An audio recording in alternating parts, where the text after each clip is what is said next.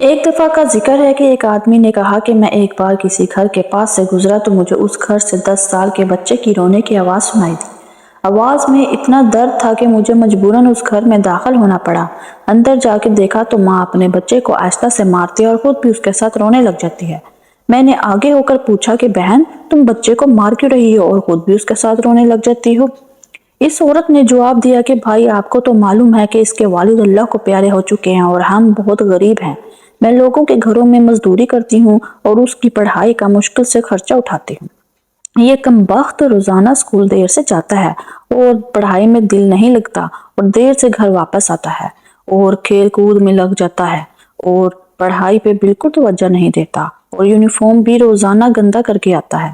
میں نے اس بچے کو اور اس کی ماں کو تھوڑا سمجھایا اور چل دیا۔ ایک بار میں سبزی منڈی سبزی لینے گیا تو میری نظر اسی 10 سالہ بچے پہ پڑی جو روزانہ اپنے گھر سے مار کھاتا تھا۔ میں دیکھتا ہوں کہ وہ بچہ سبزی منڈی میں پھر رہا ہے اور جو دکاندار سبزی خرید کر اپنی بوریوں میں ڈالتے، ان سے جو سبزی زمین پر گر جاتی تو وہ بچہ اسے فوراً اٹھا کر اپنی جھولی میں ڈال لیتا۔ میں یہ ماجرا دیکھ کر پریشانی میں مبتلا ہو گیا۔ میں اس بچے کو چوری چوری فالو کرنے لگا۔ جب اس کی جھولی سبزی سے بھر گئی تو وہ ایک ٹرک کے پاس بیٹھ کر اونچی اونچی آوازیں لگا کر وہ سبزی بیچنے لگا۔ دیکھتے دیکھتے ایک دکان سے آدمی اٹھا اور اس بچے کو دھکا دے کر اپنی دکان سے ہٹا دیا۔ پھر وہ بچہ ڈرتا ڈرتا اگلی دکان پر جا کر اپنی ننھی دکان لگانے لگا۔ بھلا ہو اس دکاندار کا جس نے اس کو اپنے دکان سے نہیں ہٹایا اور کچھ نہیں کہا۔ سبزی تھوڑی ہی تھی اور جلدی ہی فروخت ہو گئی۔ اس نے پیسے لیے اور ایک کپڑے کی دکان پہ چلا گیا اور وہ پیسے اس نے اس دکاندار کو دیے اور کچھ کہے بغیر واپس آ گیا۔ پھر وہ اسکول کی طرف روانہ ہوا جبکہ وہ 1 گھنٹہ لیٹ ہو چکا تھا۔ اس وجہ سے اس کے استاد نے اس کو ڈنڈے سے خوب مارا۔ میں نے جلدی سے جا کر استاد کو منع کیا کہ یتیم بچہ ہے، جانے دو۔ میں نے استاد سے اس کا نمبر لیا اور گھر واپس آ گیا۔ گھر آ کے معلوم پڑا کہ جو میں سبزی لینے گیا تھا وہ تو بھول گیا۔ بچے نے گھر آ کے پھر اپنی ماں سے مار کھائی۔ ساری رات میرا سر چکراتا رہا۔ اگلے دن میں نے صبح کی نماز پڑھی تو فوراً میں نے بچے کے استاد کو کال کی کہ آپ منڈی ہر حالت میں پہنچیں۔ استاد نے مثبت میں جواب دیا۔ پھر میں اس بچے کی ماں کے پاس گیا اور کہا کہ آپ میرے ساتھ چلیے، میں آپ کو کچھ دکھاتا ہوں کہ آپ کا بچہ روزانہ اسکول لیٹ کیوں جاتا ہے، وہ آخر کہاں جاتا ہے۔ یہ سن کر اس کی ماں منہ میں کچھ بڑبڑانے لگی اور کہنے لگی کہ میں آج اس کو نہیں چھوڑوں گی، اور ساتھ چل پڑی۔ جب ہم سبزی منڈی پہنچے تو اتنے میں استاد صاحب بھی پہنچ گئے۔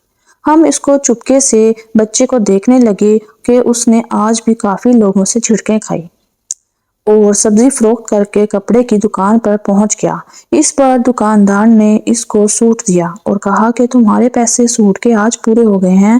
استاد اور اس کی والدہ یہ منظر دیکھ کر رونے لگے، سسکیاں لینے لگے۔ وہ ایسے رو رہے تھے جیسے کسی معصوم پر ظلم کیا ہو۔ وہ بچہ آج بھی 1 گھنٹہ لیٹ اسکول پہنچا اور مار کھانے کے لیے استاد کے سامنے کھڑا ہو گیا۔ استاد نے اسے گلے لگایا اور سسکنے لگا۔ جب میں نے دیکھا تو میں خود پہ قابو نہ پا سکا تو میں بھی رونے لگا۔ پھر میں نے اپنے آپ کو سنبھالا اور ان کے پاس گیا اور انہیں چپ کروایا۔ پھر میں نے بچے سے پوچھا کہ جو تمہارے بیگ میں سوٹ ہے وہ کس کے لیے ہے؟ تو اس بچے نے کہا کہ میری ماں بڑے بڑے گھروں میں جا کے کام کرتی ہے، اس کے سارے کپڑے پھٹے پرانے ہیں، کوئی جسم ڈھانپنے کے لیے اچھا سوٹ نہیں تھا تو میں نے یہ سوٹ اس کے لیے لیا ہے۔ بچے نے کہا کہ ابھی میں نے اور پیسے جمع کرنے ہیں تاکہ اپنی ماں کا سوٹ درزی سے سلائی کروا کے اس کو دے سکوں۔ یہ بات سن کر میرے اور استاد کے پاؤں کے نیچے سے زمین نکل گئی۔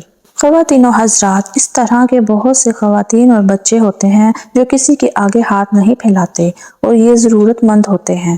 آپ سے درخواست ہے کہ ایسے خاندان کو تلاش کریں اور ان کی مدد کریں۔ وہ نہ بھی کہیں تو ان کی ضرور مدد کریں، کسی نہ کسی طریقے سے مدد کریں، ان کی ضروریات کا خیال کریں۔ یقین جانیے اللہ کو وہی بندہ پسند ہوتا ہے جو اس کے بندے کا خیال رکھتا ہے۔